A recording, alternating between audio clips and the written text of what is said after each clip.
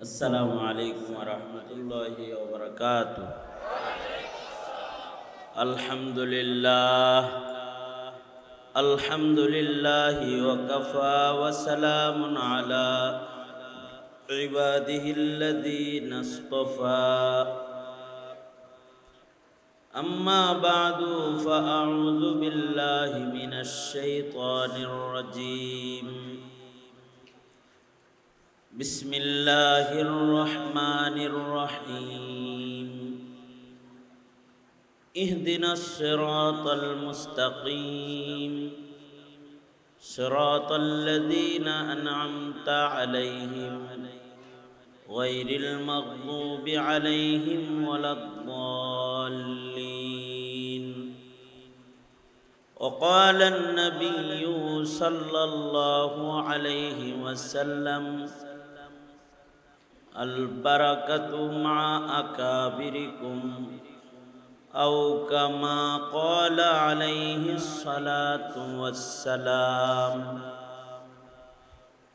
اللهم صل على محمد وعلى آل محمد كما صليت على إبراهيم وعلى آل إبراهيم إنك حميد مجيد.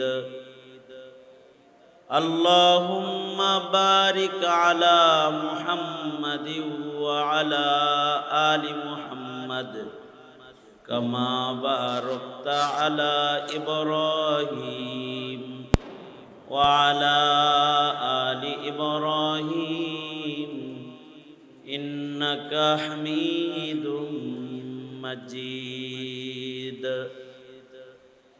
জামিয়া ইসলামিয়া মদিনাতুল উলুম আয়োজিত তরবিয়তি মজলিস দরসে বুখারীর মজলিসের মুহতারাম সদর, উপস্থিত হযরত বুজুর্গ উলামায়ে কেরাম, সম্মুখপানে সমবেত দিন প্রিয়, ইসলাম প্রিয়, দিনদার ইমানদার মুমিন মুসলমান ভাইরা, পর্দার আড়াল থেকে আলোচনায় শামিল মা বোনেরা, আল্লাহর দরবারে শুকর, আল্লাহ তাআলা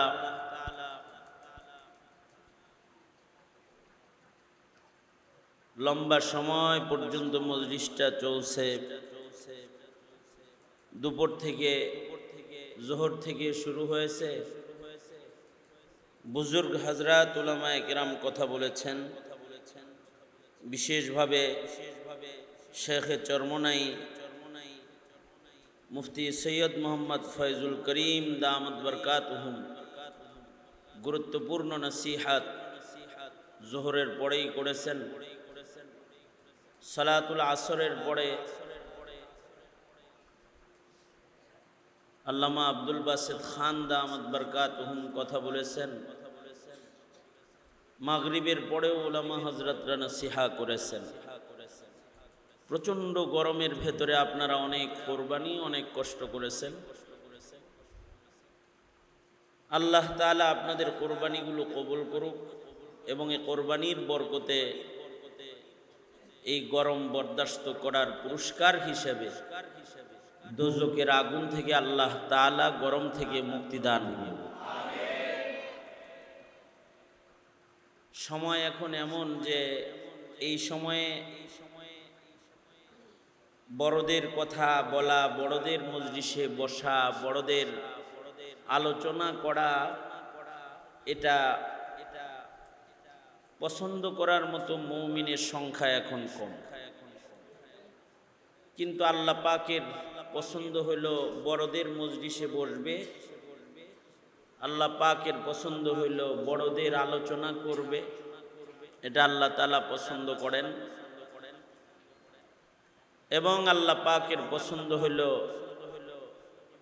বড়রা যে পথে চলে পুরস্কার পেয়েছে সে পথে চলে ছোটরা পুরস্কৃত হবে, পুরস্কার নিবে। এ কারণেই সূরা ফাতিহার ভেতরে আমাদের পূর্বপুরুষ যারা আল্লাহর পছন্দের পথে চলে পুরস্কৃত হয়েছে, তাদের পথে আমরা যেন চলার যোগ্য হই, তাদের যেন আমরা মানার যোগ্য হই, এবং তাদের পথে চলে চলে যেন আমরাও আল্লাহকে খুশি করতে পারি। এই দোয়া আল্লাহ তাআলা সূরাতুল ফাতিহার ভেতরে আমাদেরকে শিখাইছেন। আমরা সব নামাজের রাকাতে রাকাতে রাকাতে রাকাতে এই দোয়া করি। তো নামাজরত দোয়া করি আমরা।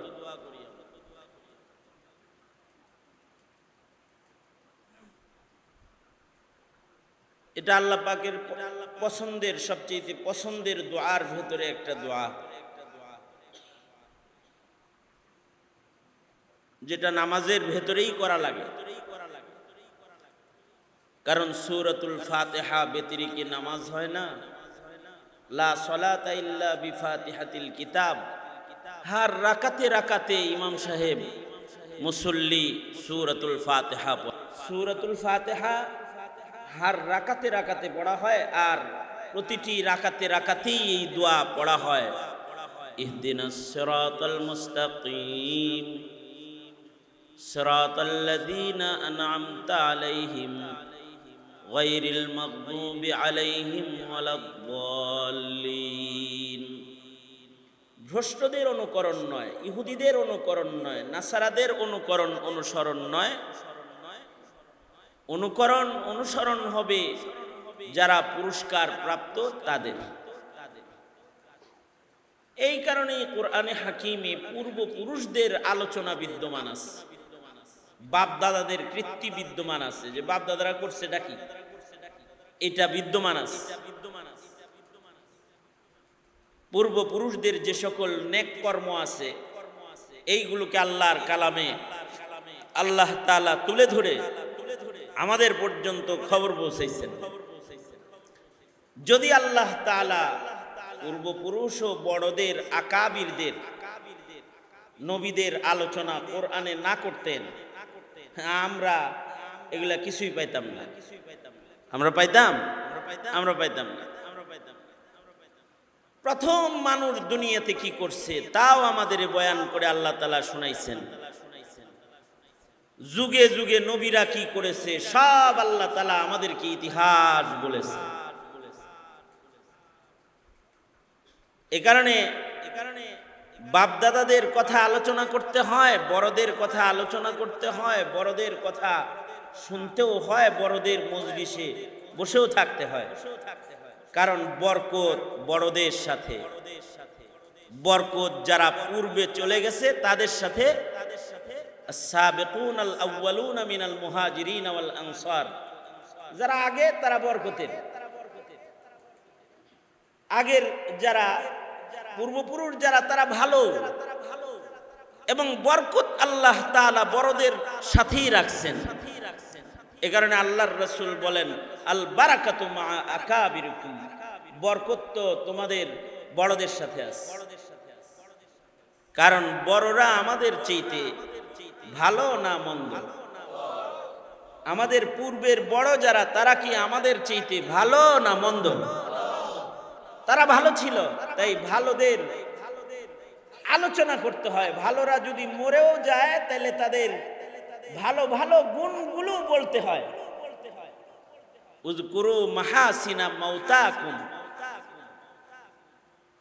আল্লাহর রাসূল বলেন তোমাদের বড় যারা মরে যায় এই সকল মৃত মানুষগুলার যে ভালো ভালো গুণ আছে, মরা মানুষদের কিছু ভালো গুণ আছে না, এইগুলা ছোটদের কাছে তোমরা বর্ণনা করো। উযকুরু মাহাসিনা মাউতাকুম। এই কারণে আল্লাহ তাআলা আমাদের অনেক পূর্বের যে সকল বাপ দাদা পূর্বপুরুষরা মরে গেছেন তাদের কৃতি, তাদের কর্ম, তাদের মিশন, তাদের ঈমানের হালাত, তাদের আমলের হালাত, তাদের ভালো কাজ, এইগুলো কি আল্লাহ তাআলা আমাদের কাছে বর্ণনা করছেন। এ কারণেই বাবা আদমের পয়লা কাজ কি তা আমরা জেনেছি। এ কারণেই আমাদের আরো বাপ যারা ছিল তারা কি কি করেছে, তাদের কি আচরণ হয়েছে তাদের সাথে, এবং তাদের সাথে আল্লাহ পাকের কি কি মদদ শামিলে হাল রয়েছে সব আমরা আল্লাহ পাক আমাদের সবাইকে জানাইছে। এই কারণেই কোরআনে হাকিমে তিনজন পিতার আলোচনা আছে, তিনজন বাপের বিশেষ আলোচনা, আমাদের তিনজন পিতার আলোচনা কোরআন মাজিদের ভেতরে আল্লাহ তাআলা করেছেন। তিনজন পিতার ভেতরে এক নাম্বার পিতা হলেন পৃথিবীর পয়লা মানুষ আবুল বাশার, সব মানুষের বাপ হযরত আদম আলাইহিস সালাতু ওয়াস সালাম। কোরআনে হাকিমে আল্লাহ তাআলা বাবা আদম রে কয়াত লম্বা বানাইছিলেন তাও বলে দিচ্ছেন, বাবা আদম রে কি দিয়া বানাইছেন তাও বলছেন যে তোর বাবারে কি দিয়া বানাইছি জানাস, এই জিনিস দিয়া তোর বাপেরে বানাইছি। তোর বাপারে কই বানাইছি জানাস, প্রথম ছিল কোথায় তা জানাস? তোর বাবা, তোদের বাবা সে সৃষ্টির পরে এই দুনিয়ায় ছিল না, জান্নাতে ছিল। জান্নাত থেকে কিভাবে আসলো তাও আমাদেরকে আলোচনা করে শোনাইছেন। আমাদের বাবাকে বানানোর আগে, বাবা অস্তিত্বে আসার আগে কারা কি বলেছিল তাও শোনাইছেন। ফেরেশতারাও বলছে মানুষ বানানোর দরকার নেই, কিন্তু আল্লাহ তাআলা আমাদের বাবাকে কেন বানালেন তাও আমাদেরকে বর্ণনা করে শোনাইছেন। আবার কই ফেলছিলেন আমাদের বাপেরে আর কই ফেলছিলেন আমাদের মায়েরে। হযরত হাওয়া এক জায়গায় আর হযরত আদম আলাইহিস সালাতু ওয়াস সালাম আরেক জায়গায়, এরা কই মিলিত হইছিলেন তাও আমাদের জানাইছেন। আবার এরা মিলিত হওয়ার পরে দুনিয়াতে মানুষের জন্য তাদের প্রথম কর্মকাণ্ড কি ছিল তাও আমাদের আল্লাহ তাআলা বর্ণনা করে জানাইছেন। মানুষ হিসেবে আমাদের বাপে দুনিয়াতে প্রথম যে কাজ করছিলেন সেটা হলো আমাদের বাবা আদমে দুনিয়াতে সর্বপ্রথম মসজিদ বানাইছিলেন। এরকম মসজিদ বানাইছিলেন, সর্বপ্রথম ঘর বানাইছিলেন, ইবাদতের ঘর। এটা মানুষ হিসেবে মানুষের প্রথম কাজ, কারণ মানুষকেই তো বানানো হয়েছে ইবাদতের জন্য। তো মানুষ দুনিয়াতে পয়লা ইবাদতের ঘরই বানাবে, এছাড়া আর কি বানাবে? এই কারণে বাবা যে ইবাদতের ঘর বানাইছে প্রথম, এইটাও আবার আল্লাহ আমাদের এই কোরআন দিয়া আমাদেরকে বর্ণনা করে শুনাইছে। ইন্না আউওয়ালা বাইতি উযিআ লিন-নাস, ইন্না আউওয়ালা বাইতি উযিআ লিন-নাস লাল্লাযী বিবাক্কাতা মুবারাকান ওয়া হুদাল লিল আলামিন। নিশ্চয়ই দুনিয়ার প্রথম ঘর নির্মাণ যেটা হয়েছে এটা কোনো ঘুমানোর, এসি লাগানো, ফ্যান লাগানো, লাইট বাতি লাগানো, দরজা জানালাওয়ালা বসবাসের কোনো ঘর নয়। এই পৃথিবীতে সর্বপ্রথম যে ঘরটা বানানো হয়েছিল এই ঘরটা হলো এই ঘরের দিকে ফিরে ইবাদত করার একটা ঘর, যে ঘরটা কাবা, বাইতুল্লাহ শরীফ ঘর সারা দুনিয়ার সব মানুষের জন্য পথ প্রদর্শক হিসেবে বাবা আদম এই ঘর প্রথম নির্মাণ করেছেন, যেটা দুনিয়ার পয়লা কাম। এই পৃথিবীর মাটির পরে প্রথম কাজ মসজিদ নির্মাণ। বাবা আদম এই পয়লা ঘর, পয়লা কাজ সম্পাদন করলেন, মসজিদ বানাইলেন। কার জন্য বানাইলেন? নিজের জন্য না, গোটা দুনিয়ার জন্য এই ঘরটা বানালেন। এই ঘরের মর্যাদা হলো হুদাল লিল আলামিন। এই ঘরটা আলামিনের সকল মাখলুকাতকেই পথ প্রদর্শন করবে। সুবহানাল্লাহ।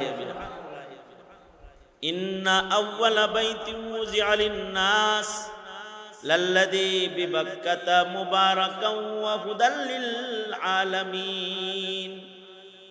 কোথায় বানালেন? বিবাক্কাতা মুবারাকা বানালেন মক্কা মুকাররমায়, কিন্তু আলামিনের সবার জন্য বানালেন, যে পৃথিবীর সব মানুষ এই ঘরমুখী। এজন্য আমরাও ওই ঘরমুখী। 5 বেলা নামাজ পড়ি ওই ঘরের দিকে। আল্লাহু আকবার বলেন। কোন ঘরের দিকে পড়েন 5 বেলা? হ্যাঁ, বাবার দিকে না কাবার দিকে? কাবার দিকে পড়েন 5 বেলা। মরার পরে কোন দিকে ফিরা শোন?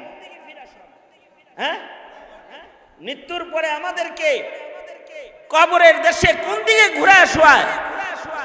কবরে যখন আমাদেরকে শোয়ায় তখন এই কাবার দিকে ঘুরায় আমাদেরকে শোয়ায়। হাদিস শরীফে আছে, যাদের চেহারা কাবায় থাকে, দুনিয়াতে যারা কাবামুখী, এই মানুষগুলা দুনিয়াতে আল্লাহমুখী। সুবহানাল্লাহ, আরো আস্তে করে বলেন সুবহানাল্লাহ। যেই মানুষগুলা দুনিয়াতে কাবামুখী তারা কি মুখী? বলেন, তারা কি মুখী?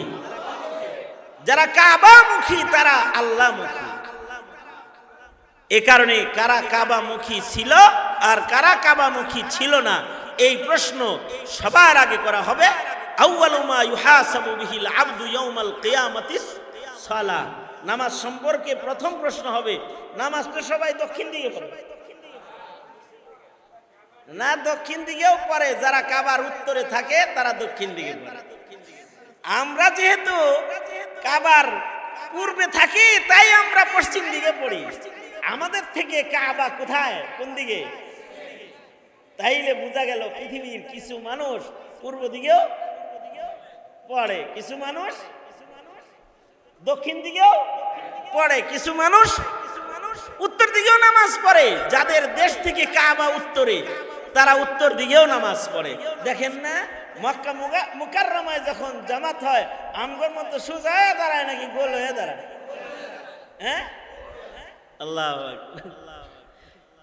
যে কাবা ঘরের দক্ষিণ পাশে নামাজি, সে দক্ষিণ থেকে উত্তরমুখী হয়ে দাঁড়ায় যায়। তাহলে দিকটা কাবার দিক, যেই দিকে কাবা আছে ওই দিকে মানুষ ফিরা দাঁড়ায়। এমনকি মরার পরেও যেই দিকে কাবা আছে ওই দিকে ফিরা শোয়ায়। তার মানে হলো ছবিতে ভিডিওতে যেভাবে দেখেন নামাজে দাঁড়ায়, কবরের ভিডিও যদি আমরা দেখতাম তাহলে দেখতাম সব গুরুস্থান থেকেও এই কাবার দিকে আছে। যত গুরুস্থান আছে আর জান্নাতি কবর গুলা আছে, সব মাইতরা কবর থেকেও কাবার দিকে ফিরে আসে। কারণ আল্লাহর রাসূল বলেছেন, কবরে যাদের চেহারা কাবায় থাকে তাদের কবর আযাব হয় না, তাদের কবর জান্নাত হয়ে যায়। এক বর্ণনায় আছে, যাদের চেহারা কাবার থেকে ঘুরায় দেয় আযাব শুরু হয়ে যায়। নাউযুবিল্লাহ। যাদের চেহারা কাবার থেকে সরে যায় তাদের কবরে আযাব শুরু হয়ে যায়। এই ঘরটা বানালেন বাবা আদম সর্বপ্রথম। এটা নিজের জন্য, নিজের বসবাসের জন্য না, নিজের সন্তানদের সবার জন্য বানাইছে। পৃথিবীর প্রান্তে প্রান্তে যেখানে যে আদম সন্তান জন্মাইবে তার চিন্তাও বাপ হইয়া করছে, এ কারণেই বাবা। কিন্তু অপদার্থ হলো ওই বাবারা যারা নিজের চিন্তা করে কিন্তু সন্তান কোন মুখী থাকবে এই চিন্তা করে না। সন্তান কি পশ্চিমা মুখী থাকবে?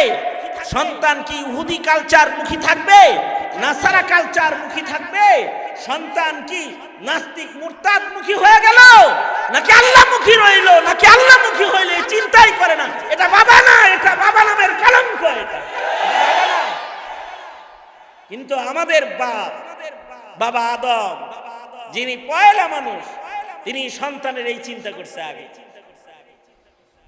মোবারকবাদ জানাই, ধন্যবাদ জানাই আপনাদেরকে যারা এই জাতির মহা সংকটে সন্তানের চিন্তাকারী। আপনারা এই সন্তানের সঠিক চিন্তা তাইলে কোনটা? সন্তানের সঠিক চিন্তা হলো আমার সন্তানটা কি স্রষ্টামুখী না সৃষ্টিমুখী। এই চিন্তা যার ভেতরে আছে এটা হলো বাপ হিসাবে আসল চিন্তা। এই কারণে হলো বাবা।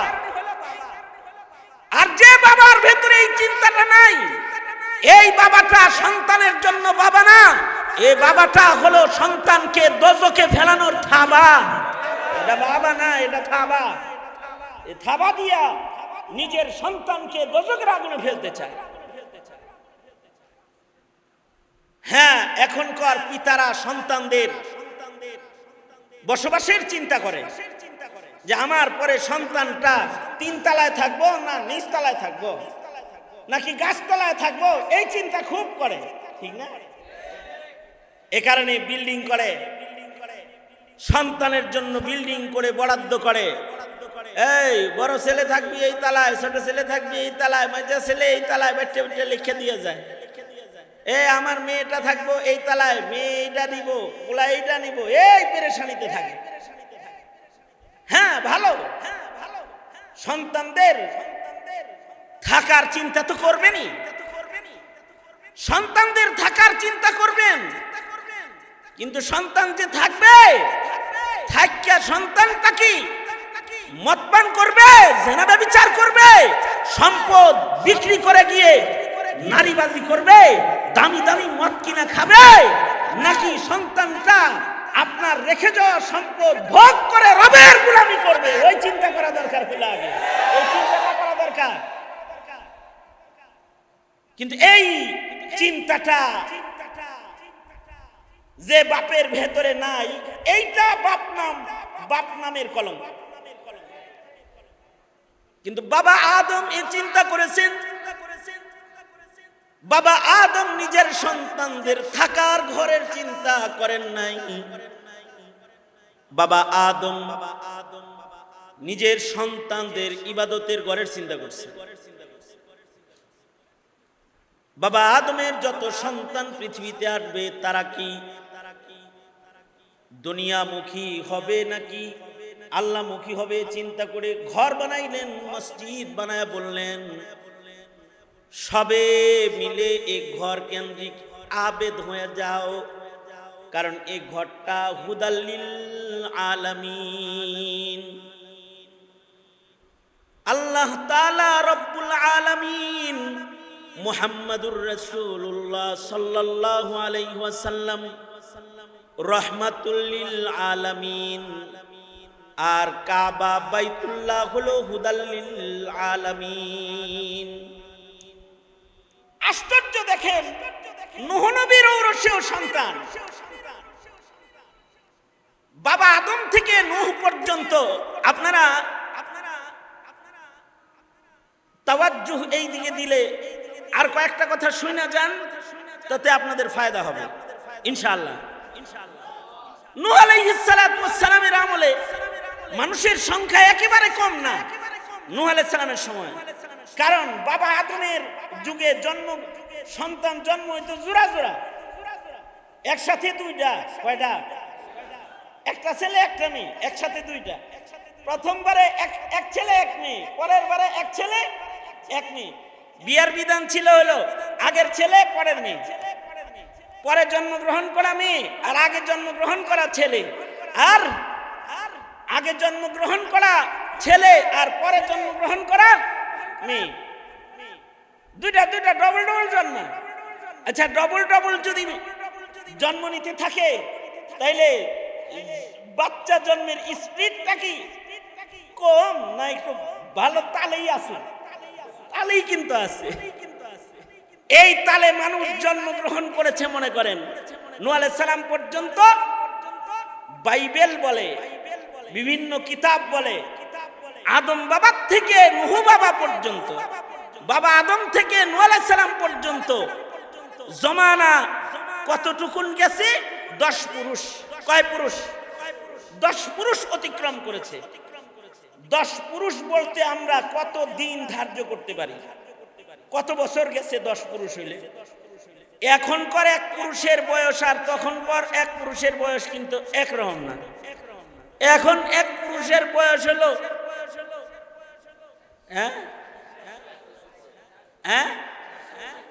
60-70, হ্যাঁ, এক পুরুষ। আর আগের এক পুরুষের বয়স হলো 1000। যেমন নূহ আলাইহিস সালাতু ওয়াস সালাম গড় ধরে নিয়ে 1000। নূহ আলাইহিস সালাতু ওয়াস সালামের বয়স শুধু দাওয়াতি বয়স হলো 950 বছর। খালি দাওয়াত দিচ্ছে 950 বছর। 950 বছর নবুয়তের দায়িত্বই পালন করেছেন। 950 বছর। তাহলে এরকম যদি 1000 বছর করে এক এক পুরুষ হয়, তাহলে 10 পুরুষে কয় হাজার বছর হয়? হ্যাঁ, অঙ্ক শিখাইতে হবে বাবা। তাহলে 10 পুরুষে মিনিমাম হইতেছে কমাস কম একটা ধইরা নিলাম কত বছর? 10,000 বছর। 10,000 বছরে মানুষ জন্মাইতে পারে কিরকম? আরে আগেই না, এত ক্যালকুলেটর তো আমাদের কাছে নাই, কিন্তু একটা আন্দাজে যাই আর কি। মনে করেন এই 30 বছর 40 বছর আগে আমাদের বইয়ে ছিল বাংলাদেশে জনগণের সংখ্যা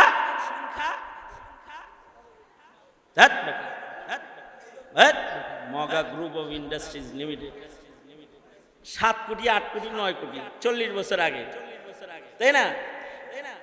স্বাধীনতার বক্তব্য যখন দেয় তখন কয় কোটি বাঙালির কথা কয়?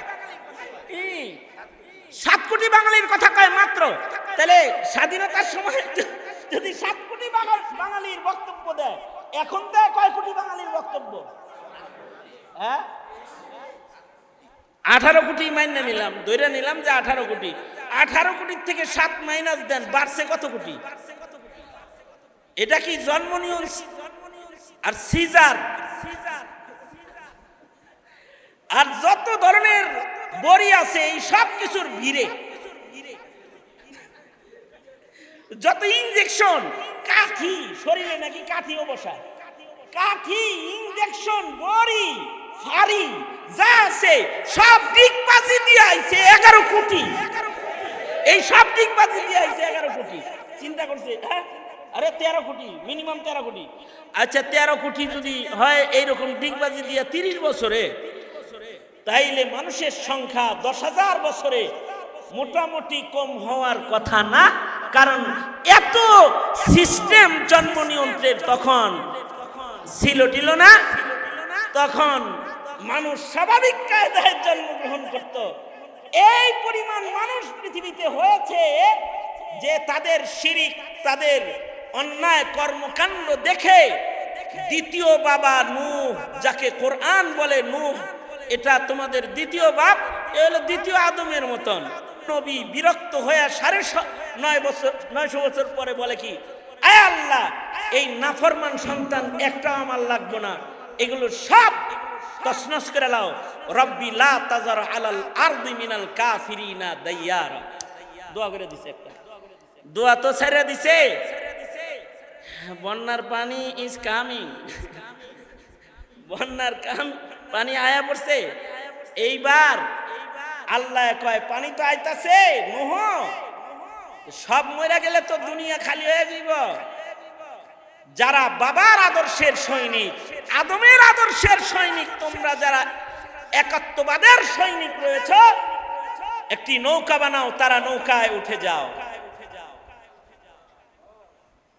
আল্লাহর নির্দেশে দ্বিতীয় আদম, আমাদের দ্বিতীয় পিতা, মানব জাতির নসলি 2 নম্বর পিতা। 1 নম্বর নসলি পিতা আদম, 2 নম্বর নসলি পিতা নূহ।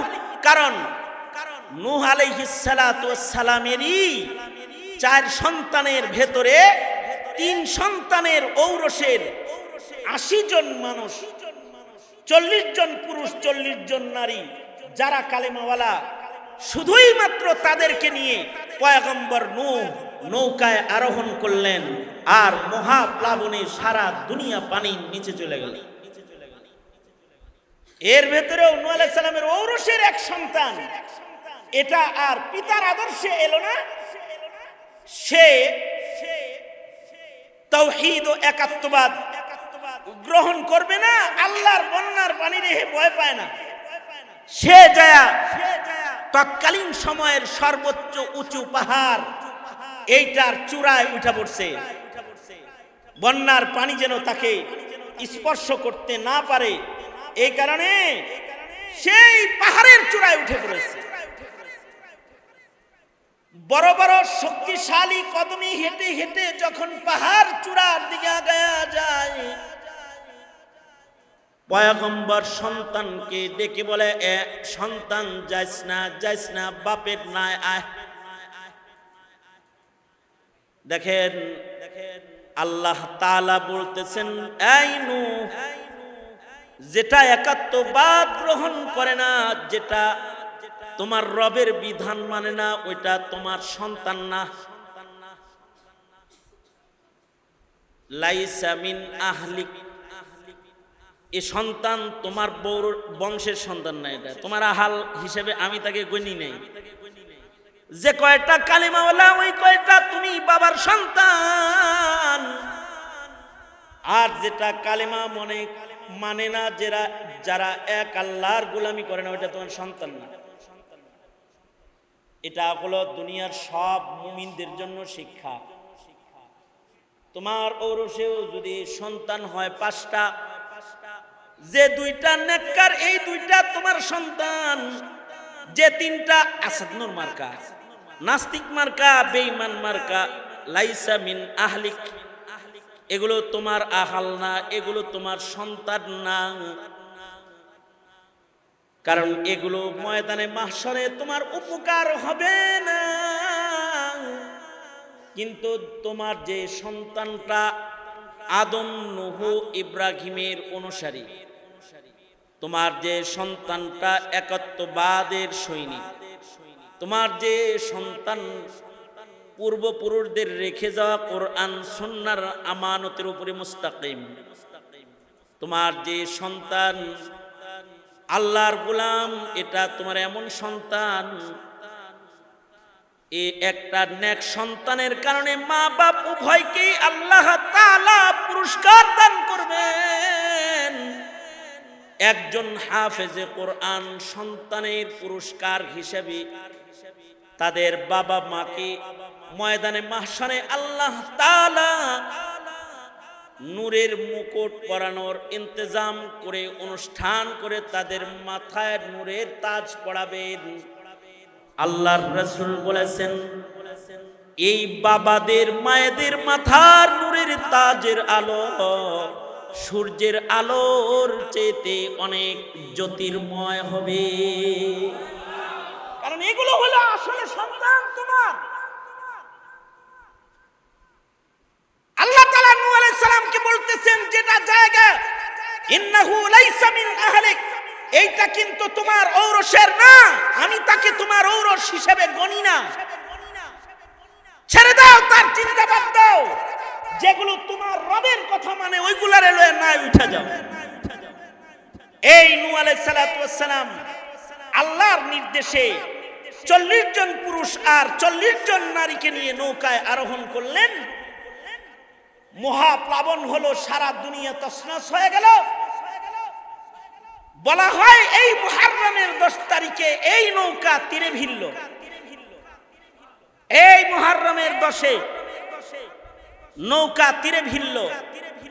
ঐতিহাসিকদের, ইতিহাস বর্ণনাকারীদের কোন বক্তব্য এরকম এসেছে, এই 40 জন নারী আর পুরুষ দিয়ে এই পৃথিবী সেকেন্ড টাইম আবার আবাদ হলো, মানুষ জন্ম শুরু হলো, পৃথিবীতে আবার ইমানদারদের রাজ কায়েম হলো। কিন্তু যেহেতু নূহ নবী থেকে ইব্রাহিম পর্যন্ত মশহুর, তেমন বড় কোন পয়গম্বরের নাম ইতিহাসে আসে না। মানুষগুলো দাওয়াত শূন্যতায় আবার পুরান জায়গায় ফিরে গেল। দাওয়াত নাই তো, দাওয়াত বন্ধ করা। দাওয়াত বন্ধ করলে একাত্মবাদ বিদায় নেয়, দাওয়াত বন্ধ হয়ে গেলে ইবাদত বিদায় নেয়। নবীদের আওয়াজ বন্ধ হয়ে গেলে দ্বীন বিদায় নেয়। ওই যে মশহুর কোন নবীর আগমন নাই, দাওয়াত বন্ধ। এবার আবার সব পুরান জায়গায় ফিরে গেল। যে এবার সারা দুনিয়াতে একজন মানুষ আল্লাহ বলনেওয়ালা নাই, এমন পরিবেশ কায়েম হয়ে গেল। আর সব কাফেরের লিডার হয়ে গেল নমরুদ। সারা দুনিয়া তখন নমরুদ কন্ট্রোল করে, সারা দুনিয়ার বাদশা। আর সারা দুনিয়াতে বহুত্ববাদ প্রতিষ্ঠা পেয়েছে, একাত্মবাদ বিদায় নিয়েছে। আরো জঘন্য কথা হলো, এই শয়তান নমরুদ মানব জাতির প্রথম জঘন্য মানুষ, যে নিজে খোদাও দাবি করেছে। যে এখন এই জমানায় তো খোদা দাবি করেন না মানুষ আর নাই। আরে কি কেউ কি কইছে যে আনা রব্বুকুম, কইছে? কয় নাই কেউ। কিন্তু ওই সময়ে কিন্তু নমরুদ বলে ফেলছে আমি তোমাদের রব। নাউজুবিল্লাহ। কোরআন বলে দুইজন মানুষ খোদা দাবি করেছে, তাদের ভেতরে একজন নমরুদ আর একজন ফিরআউন। এই মুহররমে এই খোদা দাবি করনেওয়ালা বলা হয় দুজন এই মুহররমেই শেষ হয়েছে। নমরুদও মুহররমেই শেষ হয়েছে, কারণ বলা হয় ইতিহাস বলে, কেউ ঐতিহাসিকদের কারোর বক্তব্য, অগ্নিকুণ্ডলী থেকে হযরত ইব্রাহিম আলাইহিস সালামও এই মুহররমুল হারামে বেরিয়ে এসেছেন, ওনাকে অগ্নিকুণ্ডলীতে ফেলেছে। আর এই নমরুদ মিয়া এরপরে কিছুদিন বাঁচা ছিল, পরের বছর আইতে আইতে নিজের মাথায় নাক দিয়ে মশা ঢুকে নিজেই লাঠির বাড়ি খাইতে খাইতে মাথা ফেটে এক সময় নিজেও এই মুহররমে মরছে। এই পৃথিবী খোদা দাবিদার জালিম থেকে মুহররমে মুক্তি পেয়েছে ইব্রাহিম আলাইহিস সালাতু ওয়াস সালাম, ইব্রাহিম বাবার কুরবানির মাধ্যমে। ইব্রাহিম আলাইহিস সালাতু ওয়াস সালাম এই পৃথিবীতে যখন আগমন করেছে, ইমানদার বলতে কেউ নাই, আছে জালেমরা। জালেমদের জালিম রাজা হলো নমরুদ। আর তার কাছে গণকরা এসে বলে, এই ইব্রাহিম আইতাছে, কিন্তু তোমার টেংরি টুংরি ভাঙ্গা কিন্তু চারটি বাট্টি গোল বানায় লাইব, খলিলুল্লাহর আগমন ঘটতেছে। ওই সময় এই নমরুদ ঘৃণ্য কিছু জুলুম মানুষের উপরে করেছে। তার ভেতরে একটা হলো স্বামী স্ত্রীদেরকে আলাদা করা। নমরুদ আইন করেছিল কোনো স্বামী স্ত্রী একসাথে থাকতে পারবে না, কারণ বাচ্চা হইলেই যদি ইব্রাহিম আয়া পড়ে। এই জন্য আইন হলো স্বামী থাকবে এক এলাকায়, পুরুষ থাকবে এক এলাকায়, মহিলা থাকবে এক ঘরে, পুরুষ থাকবে আর এক ঘরে, নারী পুরুষ এক ঘরে না, পুরুষ এক ঘরে মহিলা এক ঘরে। কিরকম জঘন্য আইন করছে চিন্তা করে দেখেন। কিন্তু যাকে এই আইন বাস্তবায়ন মন্ত্রী বানাইছে আজহার, আল্লাহ তাআলা হেরেই তার বোর ঘরে চুরি চাবি লয়ে গেছে। আজহার তো নিজের বিবির কাছে গোপনে গেছে, আমি তো আইন বাস্তবায়নই করি, আমি নয় একটু আইন বেআইন করলাম আর কি, এই কথা বলে বিবির কাছে গেছে গা। আর ইব্রাহিম আলাইহিস সালাতু ওয়াস সালাম আজহারের ঘরে মায়ের পেটে চলে আসছে। এইবার গণকরা জিন্নাতরা খবর দিছে, নমরুদ কামটা কিন্তু শেষ হয়ে গেছে, পাহারা টাহারা যাই লাগাইছো, ইব্রাহিম কিন্তু পেটে আয়া পড়ছে। ইব্রাহিম আগমন করতেছে। নমরুদ দ্বিতীয় আইন করেছে, জাগর পেট উঁচা পাবি সেগুলোর গলা কাটবি। যেই মহিলাদের পেট উঁচা হবে, বাচ্চা পেটে আছে, এটার গলা শেষ। কিন্তু আল্লাহ তাআলা কুদরত জাহির করলেন, ইব্রাহিম মার পেটে বড় হইতেছে, বাট মায়ের পেট উঁচা করে না আল্লাহ তাআলা, দেখা বোঝা যায় না যে পেটে বাচ্চা আছে।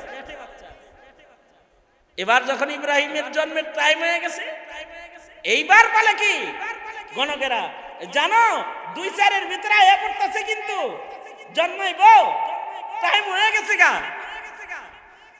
নমরুদ জঘন্য আইন করলো, বাচ্চার কান্নার আওয়াজ পাসনি, ঘরের মোড়ে মোড়ে পুলিশ বসায় রাখ, যদি খালি কোনো ঘরে কান্নার আওয়াজ পাস তাইলে হেডারে যায় আগে জব করবি। আল্লাহ তাআলা আইন করলেন, এই ফিরিস্তারা যা সবার কানে তুলে দিয়ে থুইস, কান্নার আওয়াজ কেউ যেন শোনে না, খালি মা বাপ ছাড়া।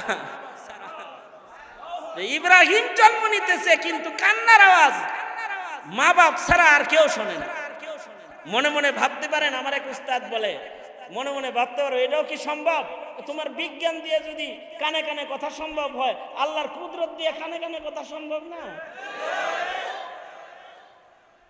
যেমন মনে করেন আমি ফোন করছি গাজী মাহমুদের কাছে, গাজী মাহমুদ 10 জনের ভিতরে বয়ে রয়েছে, আমি বলি সে শোনে আর কেউ শোনে না। বিজ্ঞানের মোবাইল দিয়ে যদি দুয়ে দুয়ে কথা হয়, তাহলে আল্লাহর কুদরত দিয়ে কেন হবে না? এবার ইব্রাহিমের কান্না মা বাপ ছাড়া আর কেউ শোনে না। গুহার ভেতরে ইব্রাহিম বড় হচ্ছেন, কিন্তু কান্না ইব্রাহিম করেও না। মা নাই তাও খোদার জ্বালায় কান্দে না, কারণ ইব্রাহিমের আর এক মুজিজা, আঙ্গুল চুষে আর আঙ্গুলির ভেতর থেকে দুধ নির্গত হয়, বের হয়, মধু নির্গত হয়। আল্লাহ তাআলা তার খলিলকে বড় করলেন, এক সময় খলিল বলে, ইন্নী ওয়াজ্জাহাতু ওয়াজহিয়া লিল্লাযী ফাতারাস সামাওয়াতি ওয়াল আরদা হানিফাও ওয়া মা আনা মিনাল মুশরিকিন। আর এই সব বহুত্ববাদকে ভাঙ্গা চুইরা তছনছ করে ফেলেছে। শাস্তি হিসাবে আগুনের কুণ্ডলিতে জ্বালাও। ইব্রাহিম কয় অসুবিধা নাই, এ আগুন যার আমি তার, আর আমার জন্য তিনি আছে। হাসবুনাল্লাহ ওয়া নি'মাল ওয়াকিল, নি'মাল মাওলা ওয়া নি'মান নাসির। আল্লাহ তাআলা ইব্রাহিমকে আগুনেও হেফাজত করলেন, আগুন ফুলবাগান হয়ে গেল। এখন ইব্রাহিমও এবার বাপ হিসাবে সন্তানদের ওই চিন্তা শুরু করলেন, যেই চিন্তা বাবা আদম করছে। আল্লাহ তাআলা ইব্রাহিমকে বলে, ইব্রাহিম যাও, নমরুদদের শেষ হইছে, এখানে তোমার আর দরকার নাই, তুমি যাও, বাবা আদম যেখানে কাম করছে ওইখানে চলে যাও। প্রথম আসলেন ফিলিস্তিন, সেখানে কিছুদিন থাকার পরে ইসমাইলকে বনবাসের বাহানায় আল্লাহ তাআলা বাবা আদমের নির্মাণ ঘরের কাছে খলিলকেও পৌঁছায় দিলেন। হযরত ইসমাইলকে কোরবানির বাহানায় মিনা মুজদালিফার দাম বাড়াইলেন, কারণ হাবিবুল্লাহ এ ঘরের কাছে আগমন করবে, হুদাল লিল আলামিনের শহরে জন্মগ্রহণ করবে, রাহমাতুল লিল আলামিন। এবারে ঘর যেথায় আছে এটাকে আবাদ করতে হবে। পায়ের নিচ দিয়ে জমজম চালু করে, মিনা মুজদালিফার দাম বাড়ায়, পাহাড়ে পাহাড়ে দৌড়ায়, পাহাড়ের দাম বাড়ায়া এবার কয় কুরবানি করো জবিউল্লাহ, ইসমাইল রে জব দাও। আল্লাহ তাআলা প্রেম দেখায়, দেখো ফেরেশতারা মানুষ কি লেগে বানাইছি, প্রেমটা করে কি আমারে, যে নিজের ছেলের চাইতেও আমারে বেশি ভালোবাসে, স্বামীর চাইতেও হাজেরা আমাকে বেশি ভালোবাসে, পিতার চাইতেও ইসমাইল আমি আল্লাহকে বেশি ভালোবাসে, এর লেগেই বানাইছি, বুঝো না? ফেরেশতা করে দেখায়। খলিলুল্লাহ জবিহুল্লাহ নির্বাচন হয়ে গেছে, এবার আল্লাহর নির্দেশ, খলিল এই জায়গায় খনন করো, এখানে আবুল বাশার বাবা আদমের নির্মাণের ইট তালাশ করে পাইবা। আমার নির্দেশে আদম ইট রেখে রেখে একটি ঘর বানায়ছিল, তুমি ওইটা ফিরা বানাও। মাটি খনন করে বাবা খলিলুল্লাহ ঘরের অংশ পেয়ে গেলেন। বাবা আদমের ইটের পরে ইট রেখে খলিলুল্লাহ এবার সন্তানদের জন্য খলিলুল্লাহ ঘর বানাইলেন। ঘরের দেয়ালগুলো উঠালেন আর দোয়া করলেন। বাপ তো সন্তানের কথা বলে না, বাপে কয় আল্লাহ, আমরা যেহেতু আগামীর মুসলিমদের ঘর বানাইতেছি, আমাদের এই ঘর নির্মাণ কেউ কবুল করেন, আমাদের বাপ বেটা কেউ আপনি মুসলিমদের অন্তর্ভুক্ত করেন। وَإِذْ يَرْفَعُ إِبْرَاهِيمُ الْقَوَاعِدَ مِنَ الْبَيْتِ وَإِسْمَاعِيلُ رَبَّنَا تَقَبَّلْ مِنَّا إِنَّكَ أَنْتَ السَّمِيعُ الْعَلِيمُ। আবার দোয়া করতেছেন, وَجَعَلْنَا مُسْلِمَيْنِ لَكَ وَمِنْ ذُرِّيَّتِنَا أُمَّةً مُسْلِمَةً لَكَ।